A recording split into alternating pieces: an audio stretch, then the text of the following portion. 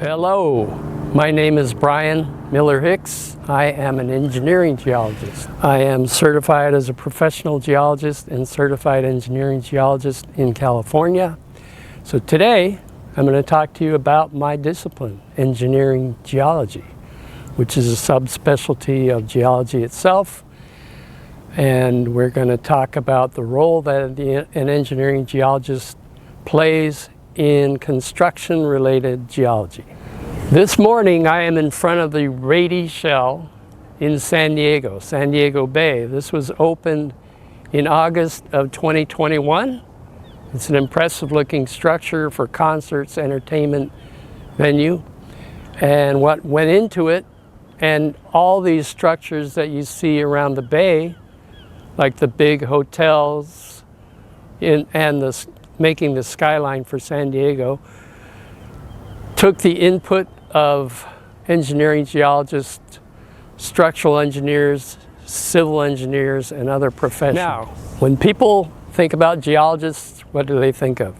Maybe petroleum, maybe minerals, gold, silver, maybe fossils, and all those subfields or specialties geologists are employed in, many geologists are employed in.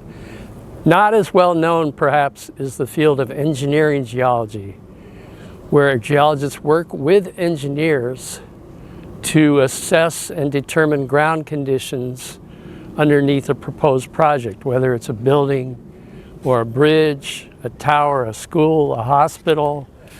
Engineers need input and data that is collected from the discipline of engineering geology and geologists.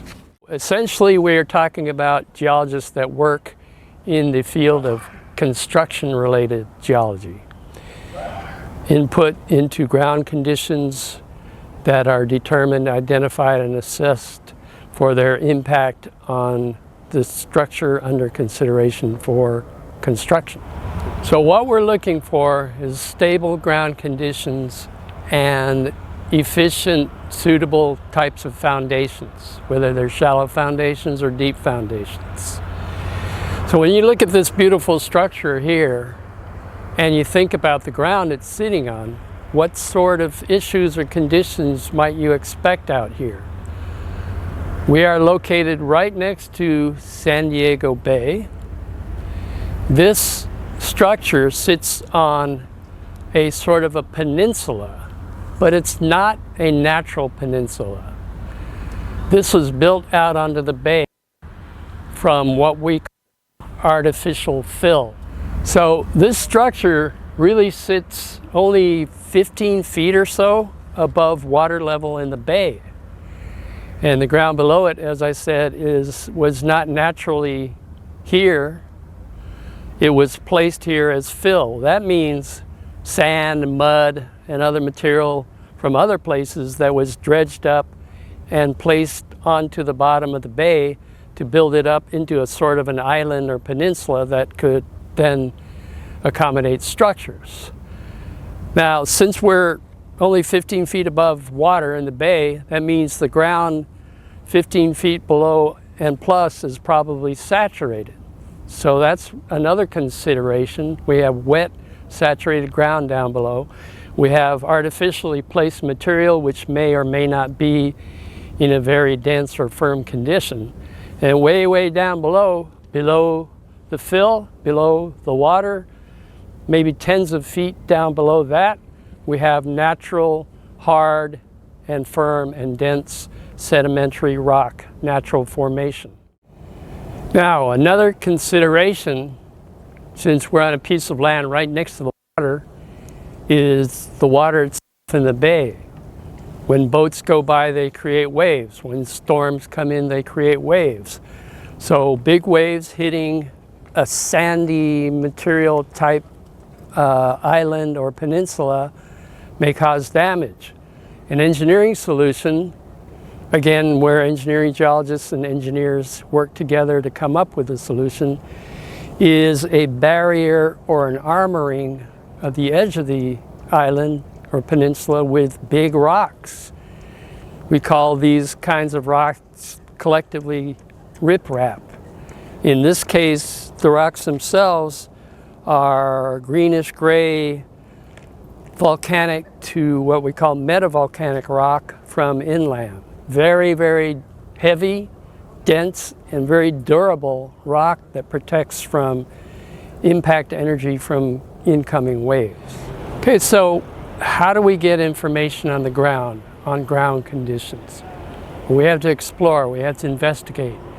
That means, in this case, and this job, this structure I actually worked on with the geotechnical engineering firm, we brought a drill rig that had what we call augers on it, sort of like screw type mechanisms with a drill bit on the bottom end. So we would drill into the ground, down into the subsurface, through the fill, into the underlying formational bedrock at the bottom of the bay. That would give us a complete profile of what the soil looks like, the layers, the textures, the depth to groundwater, the density or weight of the soil, the strength of the soil. These are properties that we can discover as we take out samples and lab and test them for density.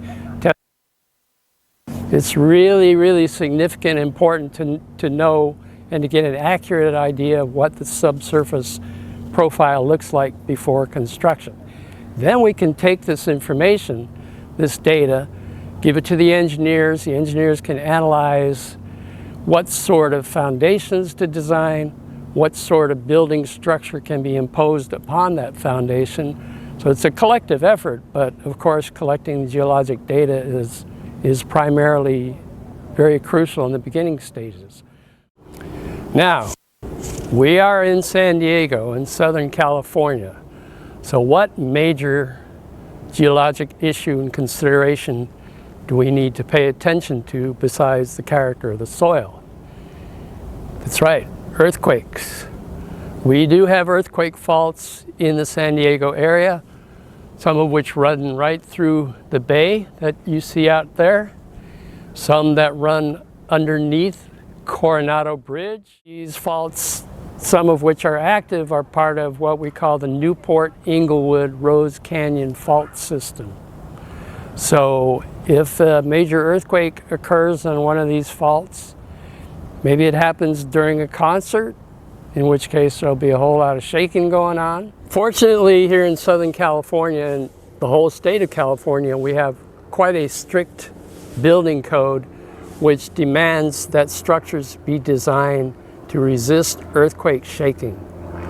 So the foundations of any structure, the structure itself, the walls, the columns, so forth, need to be designed to withstand projected earthquake events. This is a good thing.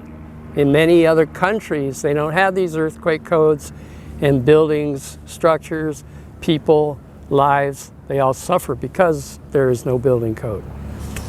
So here, we want to build and design structures for that.